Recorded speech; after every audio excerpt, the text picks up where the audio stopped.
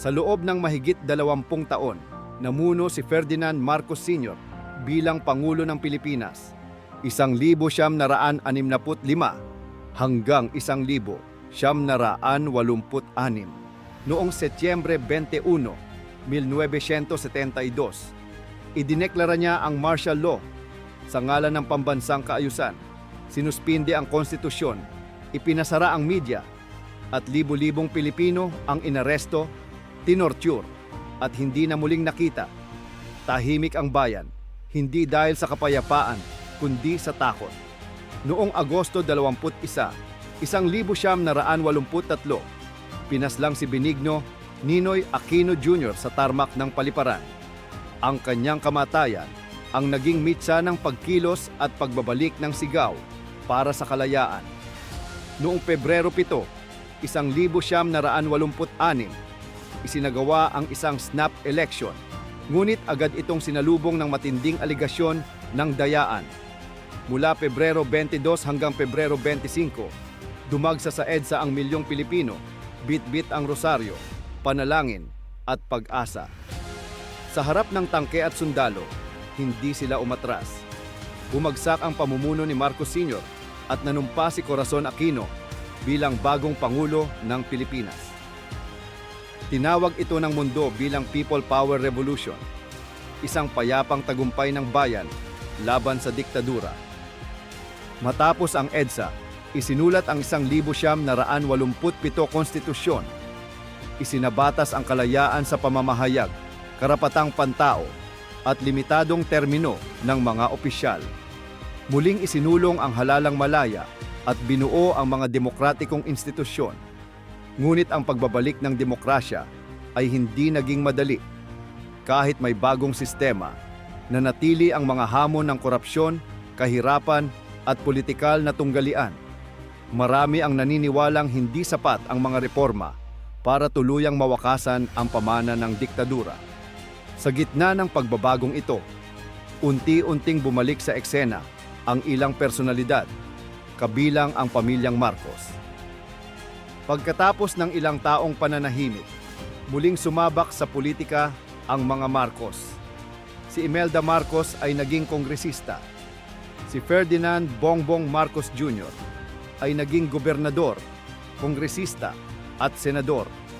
Noong 2016, tumakbo siya bilang vice-presidente, ngunit hindi nagwagi. Ngunit noong 2022, sa kabila ng makasaysayang pag-aalsa laban sa kanyang ama, siya ay nahalal bilang ika-17 Pangulo ng Pilipinas.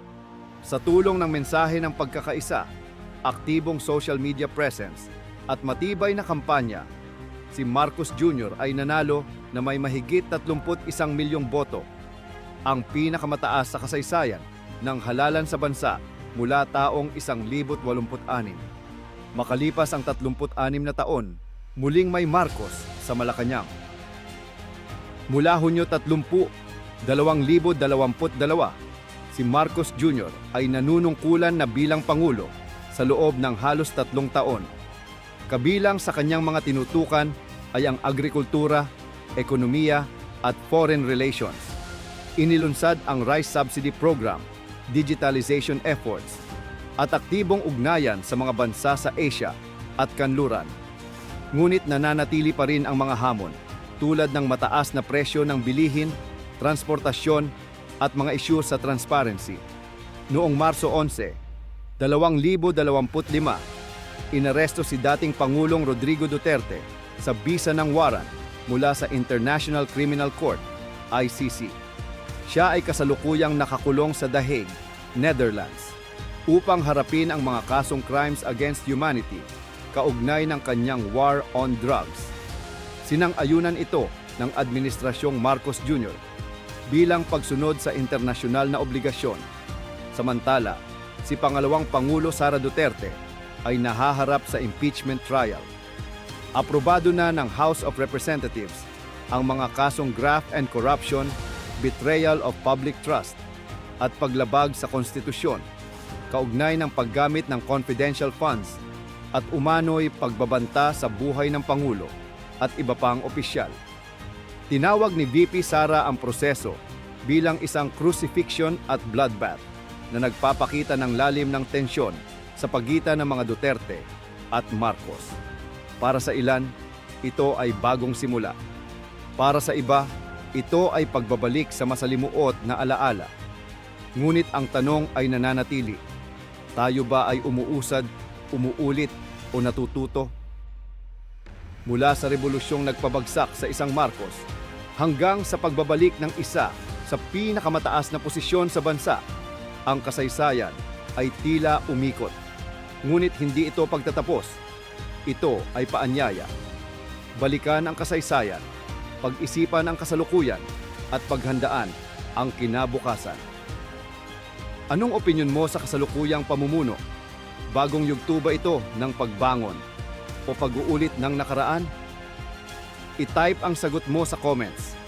At kung naniniwala kang mahalagang balikan ang ating kasaysayan para sa mas maliwanag na bukas, pindutin ang like at i-share ang video na ito. Dahil sa bawat kwento ng nakaraan, may aral para sa hinaharap.